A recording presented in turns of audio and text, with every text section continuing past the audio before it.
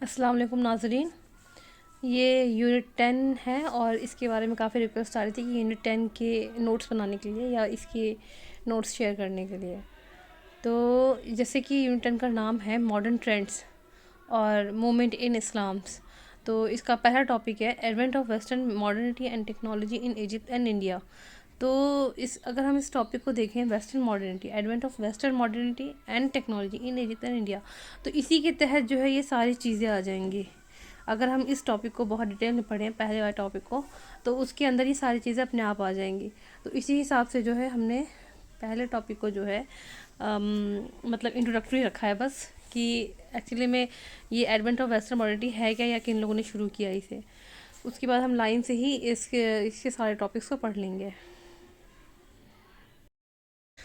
तो ये 10वीं यूनिट का पहला टॉपिक है advent of western modernity and technology in Egypt and India. यहाँ पे इजिप्ट और इंडिया को साथ में रखा गया है क्योंकि हम देखते हैं कि ये दोनों चीज़ें पैरेलल में चल रही है। जो यहाँ पे मॉडर्निटी और वेस्टर्न मॉडर्निटी का जो काम है या मॉडर्नाइजेशन का काम है वो पैरेलल में चल रहा है। तो such prominent Islamic scholars as Afghani, Sayyid Ahmad Khan, Abduh and Amir Ali among others presented Islam in a manner consistent with modern ideas and rational sciences। इस्लाम के अंदर यानी कि जो मॉडर्न मैनर्स की बात की जाए या इस्लाम को मॉडर्न मैनर पेश करने की बात की जाए, तो इनमें जो सर फहरिस्त नाम आता है वो अफ़गानी का, सैयद अहमद ख़ान का, मोहम्मद अब्दूह का, अमीर अली का, इन लोगों का नाम आता है। ये वो लोग हैं जिन्होंने इस्लाम के मॉडर्न आइडियाज़ को पेश किया और रैशनल साइंसिस को पेश किया। They were impressed by the achievement of the west ranging from scientific and technology progress. और ये किस चीज़ से मुतासिर हुए थे? ये बहुत ज़्यादा मुतासिर थे मगरिब की जो साइंटिफिक और टेक्नोलॉजी की जो प्रोग्रेस थी उसको देखकर ये बहुत ज़्यादा मुतासिर थे। The rise of Islamic modernism in India and Egypt followed a breakdown in the ulama-state alliance that resulted of the 19th century social transformation। तो इस्लामिक मॉडर्निज्म का जो राइज़ है इंडिया और इजिप्ट में कैसे हुआ है, वो एक उलमा स्टेट का जो अलाइंस होता है उसके ब्रेकडाउन के तौर पे सामने आया। उलमा और स्टेट का अलाइंस जो है वो टूटा और जिसके नतीजे में क्या हुआ है कि 19th सेंचुरी की जो सोशल ट्रांसफॉर्मेशन थी वो सामने आई थी। Ideological debates and religious disputation resulted in the rise of several important issue. ये जो आइडियोलॉजिकल डिबेट्स थी और जो रिलीजियस डिस्प्यूटेशन था, इनके नतीजे में बहुत सारे इश्यूज सामने आए। वो इश्यूज़ कौन से थे? 5 थे। The empirical versus the Islamic sciences, यानी कि मतलब इस्लामिक साइंसेस और जिन चीज़ों को जो है यानी कि दलाइल की बुनियाद पर, अक़ली बुनियाद के अक़ल की बुनियाद पर जो चीज़ों को रखा जाए वो चीज़ें। तो देखा जाए तो पांचों में ही इसी तरह की चीज़ें हैं। The rational basis of law versus the sharia, यानी कि जो जो शरीयत है, इस्लामिक लॉ है शरीयत, उसके मुकाबले में रैशनल चीज़ों को सामने लेकर आना। Western civilization versus the abode of Islam, यानी कि मगरबी तहज़ीब वर्सेस इस्लामी मस्कन।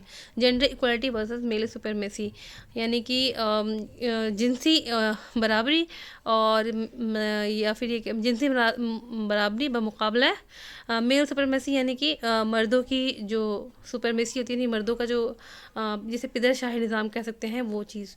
And constitutionalism versus the Islamic conception of sovereignty, यानी कि आइन परस्ती, यानी कि कॉन्स्टिट्यूशन के ऊपर चलना, और प्लस उसके मुकाबले में क्या है कि इस्लाम का जो एक निज़ाम है, यानी कि एक खलीफा होना चाहिए और उसके तहत जो इस्लामी शरीयत किस तरीके से नाफिज होती है उसके मुकाबले में। तो ये 5 मेजर इश्यूज़ थे जो सामने आए थे in their examination of the Islamic world view. और दुनियावी मतलब जो दुनियावी इस्लाम है, यानी दुनिया की उसके पर्सपेक्टिव से इन्होंने री एग्ज़ामिन किया इन चीज़ों को।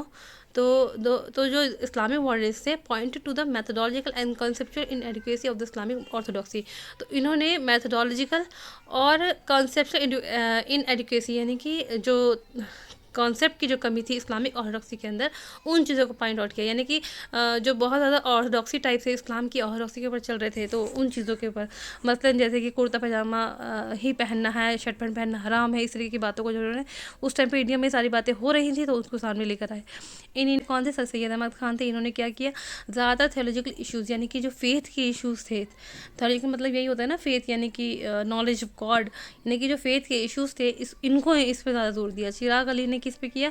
लीगल रिफॉर्म्स पे किया। मुमताज़ अली ने इस्लामिक फेमिनिज्म पे काम किया। शिबली नुमानी ने और अमीर अली ने हिस्टोरिकल इस्लाम पर, यानी कि इस्लाम हिस्ट्री, तारीख एंड हैगियोग्राफिकल स्टडीज़, यानी कि जोग्राफिकल पे।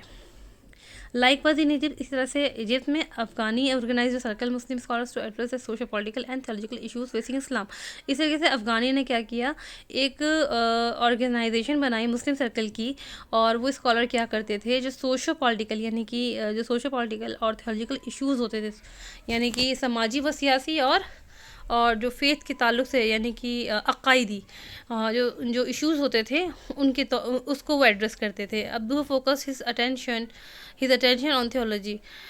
अब मोहम्मद अब्दू ने क्या किया, थियोलॉजी पे फोकस किया। कासिम अमीम ने जो है वो इश्यूज़ ऑफ वुमन, उन्होंने वुमेन के इश्यूज़ पे फोकस किया। Wajdi dealt with Islam and civilization, जो वाजदी उन्होंने जो इस्लाम एंड सिविलाइजेशन थी उसके साथ डील किया। And re examine the Islamic conception authority, इन्होंने इस्लामिक कॉन्सेप्शन अथॉरिटी के ऊपर काम किया, या उसको फिर से देखना शुरू किया। तो ये एक तरीके से एक मॉडर्न तस्वुर है कि ये चीज़ें जो हैं सामने आई हैं। अब इसके बाद अगले वीडियो में हम मोहम्मद अली पाशा और उनके रिफॉर्म्स को पढ़ेंगे। मिलते हैं फिर अगली वीडियो में। अल्लाह हाफिज़।